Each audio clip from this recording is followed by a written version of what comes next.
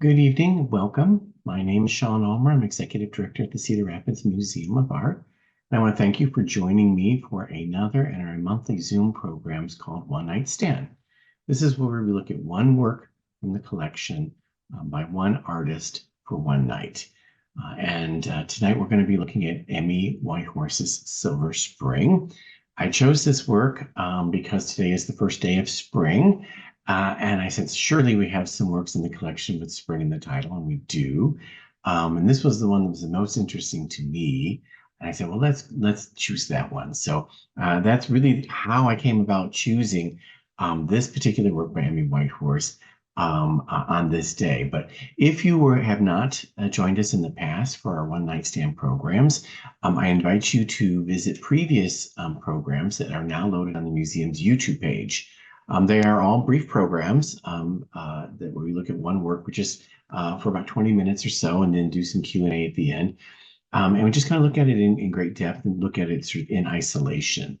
If you are interested in this type of approach to looking at artwork, we do have other examples on our YouTube page. So I'm going to go ahead and share my screen then so we can get started here.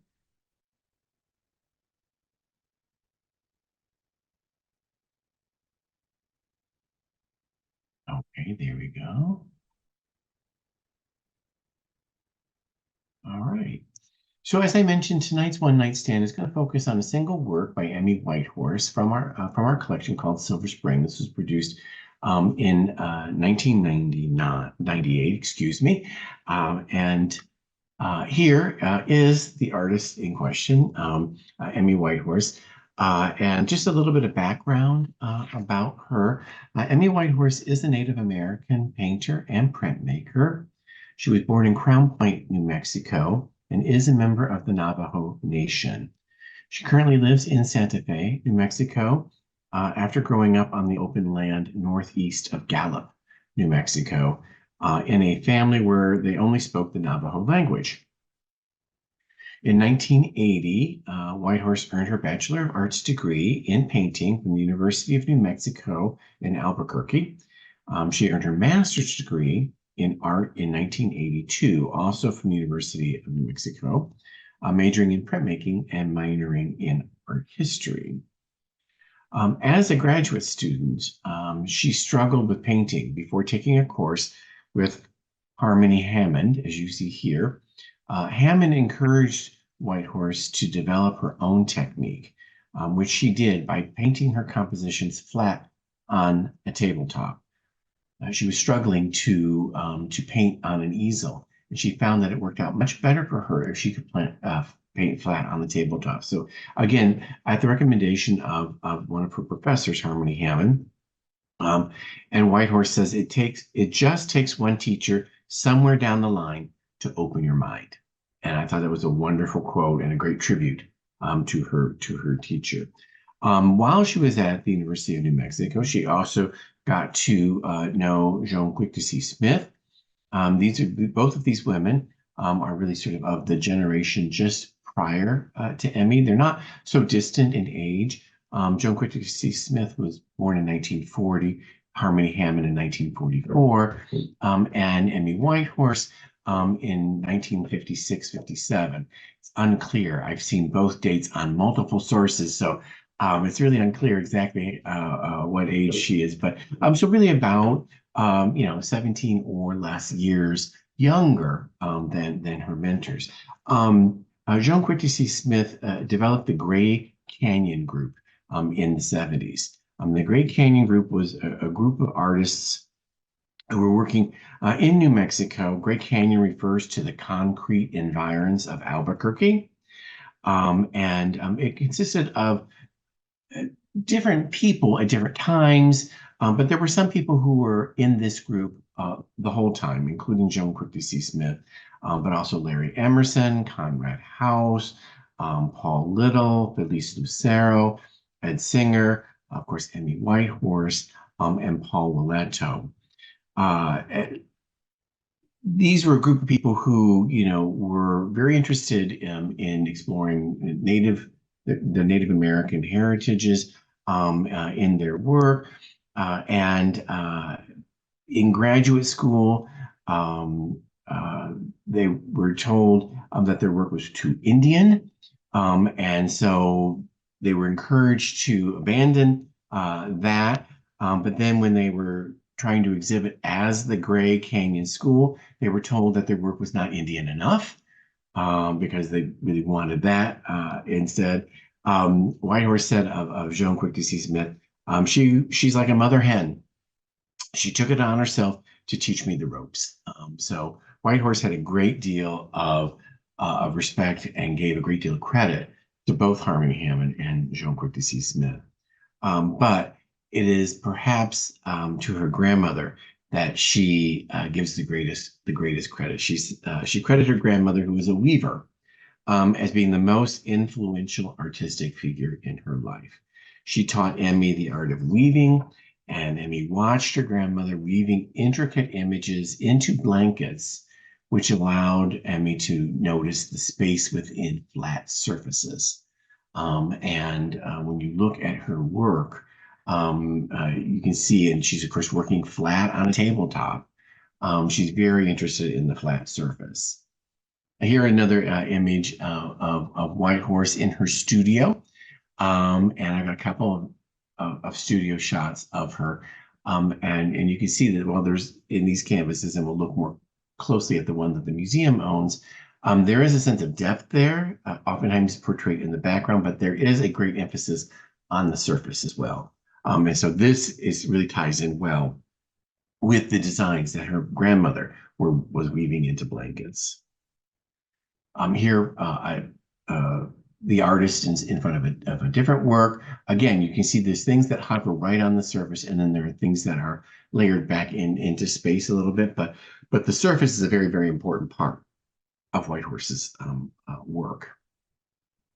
And here, a final image of her in her studio.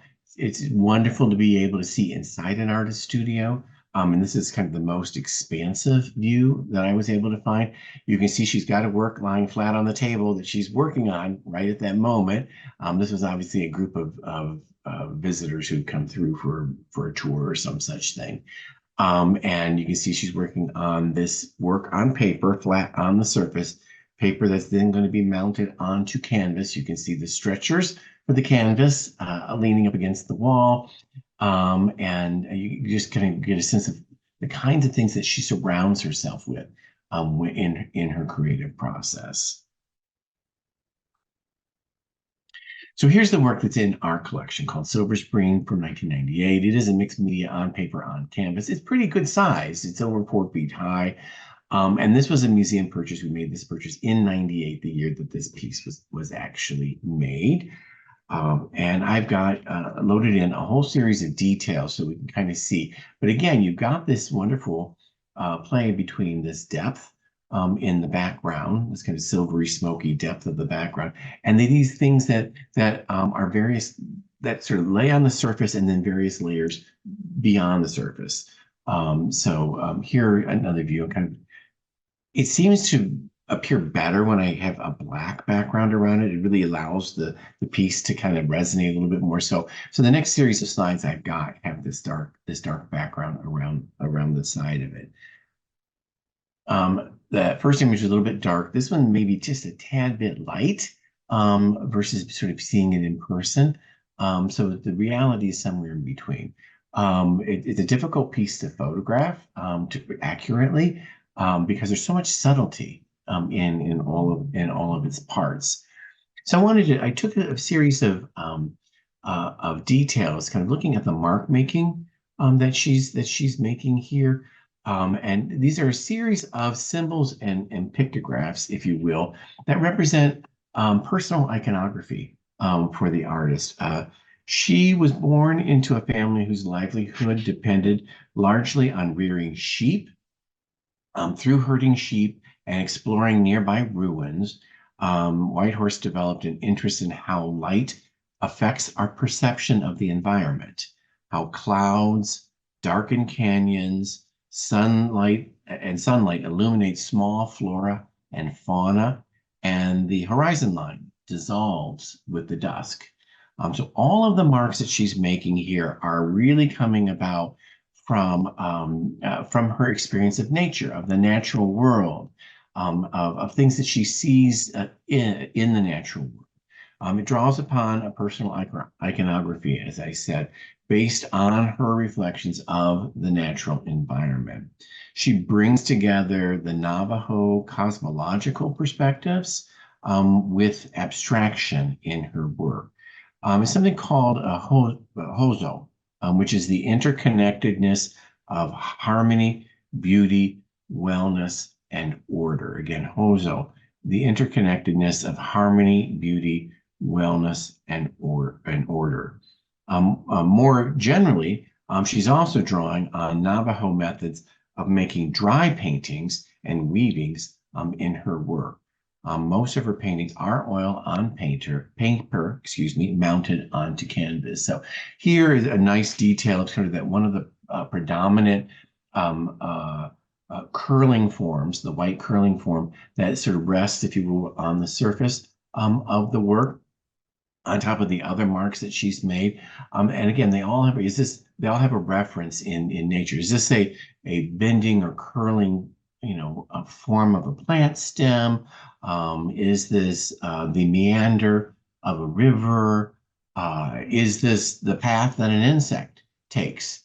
These are everything is coming, even though her work is largely abstracted, everything is coming from some sort of natural environment, from the natural environment that she experienced growing up as a part of this family of sheep herders, and spending a great deal of time growing up in the outdoors in New Mexico.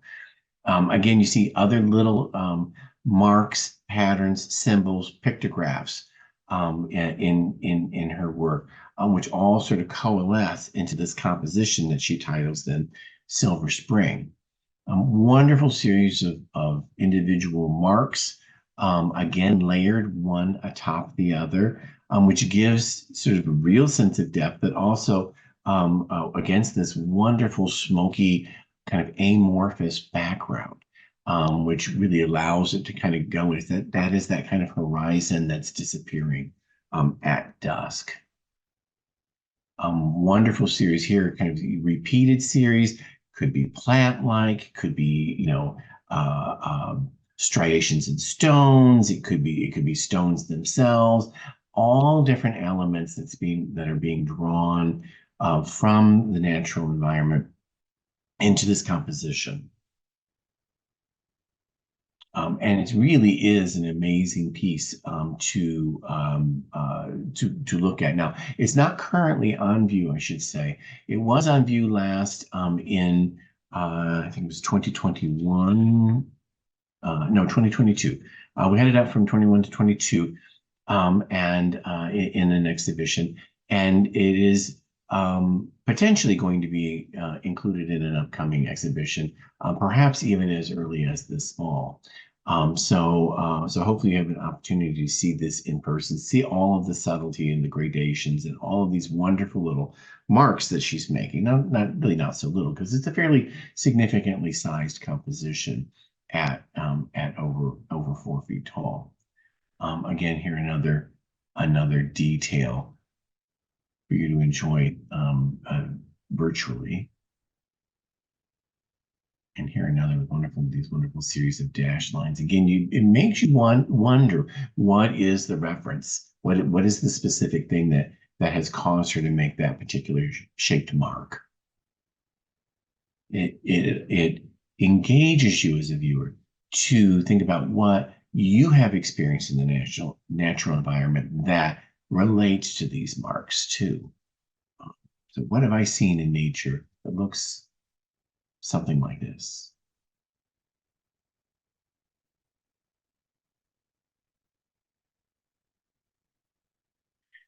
I also want to share a couple of other works that all, most of the works that you'll find online really date after after the museum's piece here. But I should say one more quote. She has described her work as having a sense of chaos and randomness, and said that when she paints, she is continually moving the paper around. Quote, so I have no idea which way is top and which way is bottom when I paint. So, and you can see that in her work. So here, Jack Straw, a very different color palette here, but again, all about this sort of wonderful amorphous background and all of this mark making, much of which exists really on the surface or serves to emphasize the surface of the composition. Here again, another different palette, Water Lily. You can get the water sense, the water reference in this particular piece. Here, another one that I think I might have some details of. Yeah, I have it a little bit larger so you can get a better sense of it. And you see that there's a lot of the same forms and marks in a composition like this as there is in Silver Spring, especially when you kind of zoom in on it, use these clusters of circles and so forth.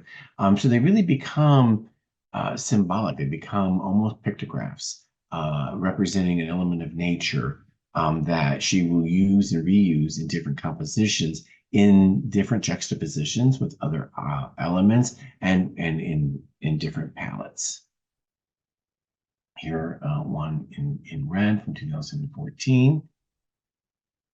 I think I have some, yeah, I do have a little bit of detail work here. So a lot of very similar mark making in this work in 2014 to what she was doing in our work in 1998.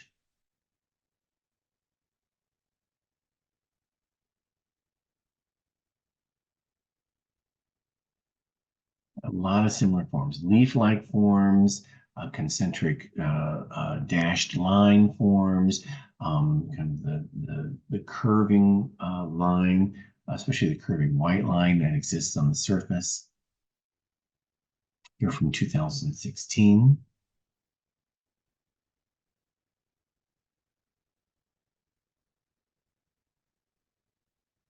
Here and now there. So you can see all of these interesting comparisons, but really never the same palette as the one that the museum has.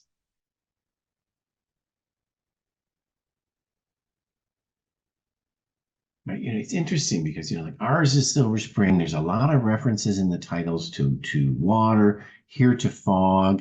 I mean, a lot of things that are specifically tied to nature, climatic conditions, the seasons, the weather, really play a factor as she's developing these works.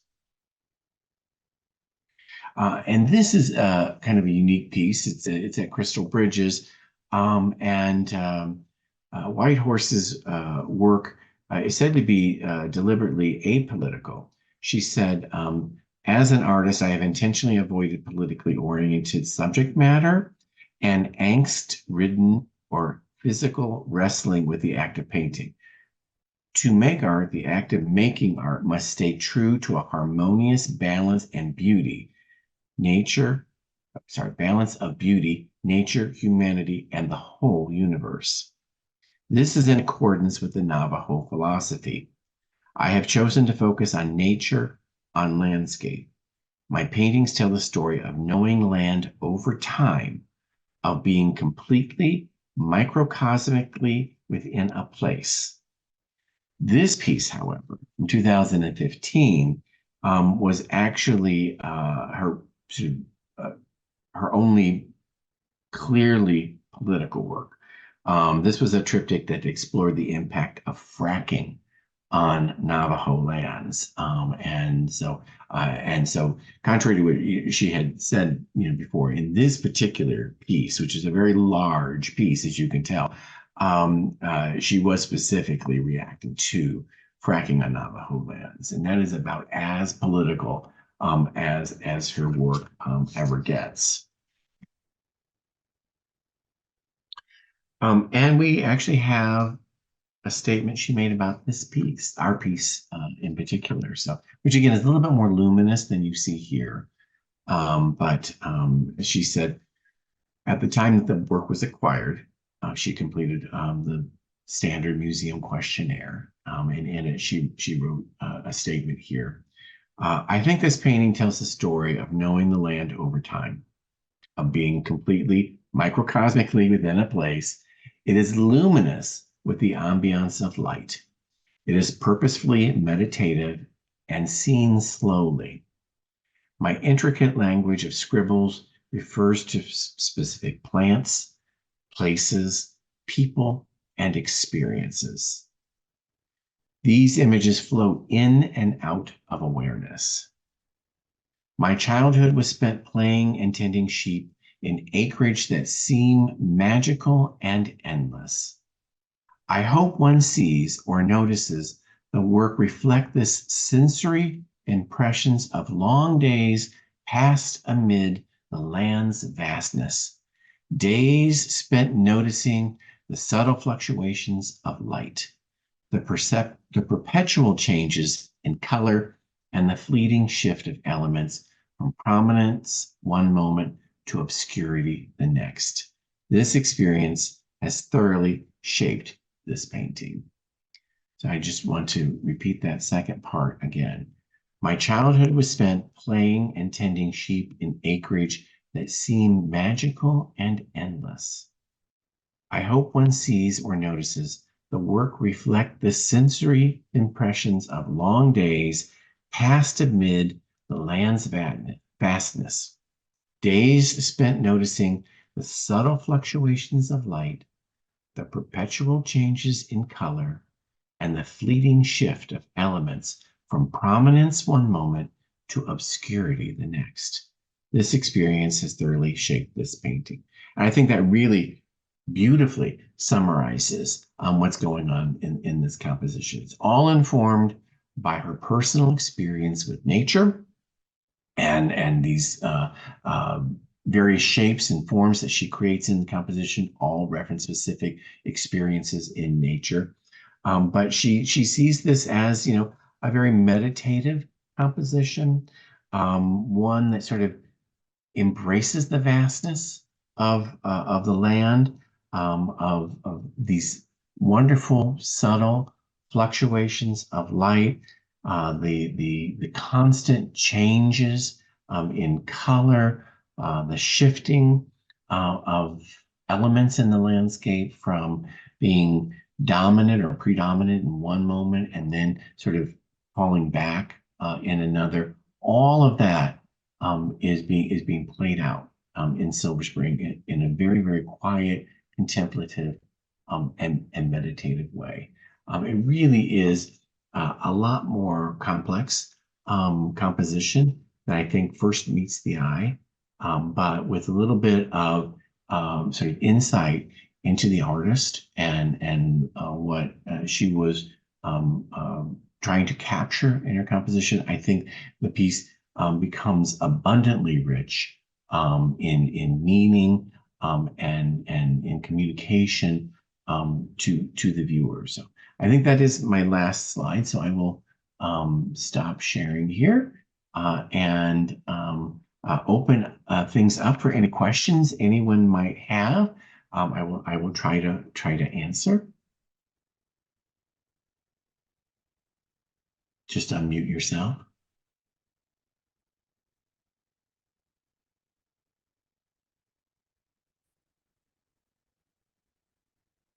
Well, if there are no questions, I invite you to come down to the museum when we have this on view next. As I said, it may be included in an exhibition this fall. So you may be able to see it in person as soon as that. And I think that knowing this about Emmi's work will make the experience a much richer one for you. So I do hope that you will join us next month for the next month's One Night Stand. And if any of you are available coming up this Sunday, we do have a presentation in another one of our Zoom series, Grant Wood in Focus. If you're interested in things Grant Wood, we do a quarterly series of presentations on Grant Wood. This next one will focus on Grant Wood's depiction of women, or portraits of women in particular. And that'll be on Sunday afternoon at 2 o'clock. If you're not available at that time, it too will be recorded and you will be able to find that on the museum's YouTube page afterwards. So I invite you to check out all of the offerings that we have on our YouTube page and enjoy what you can. So thank you so very much for joining me this evening, and we'll see you next time.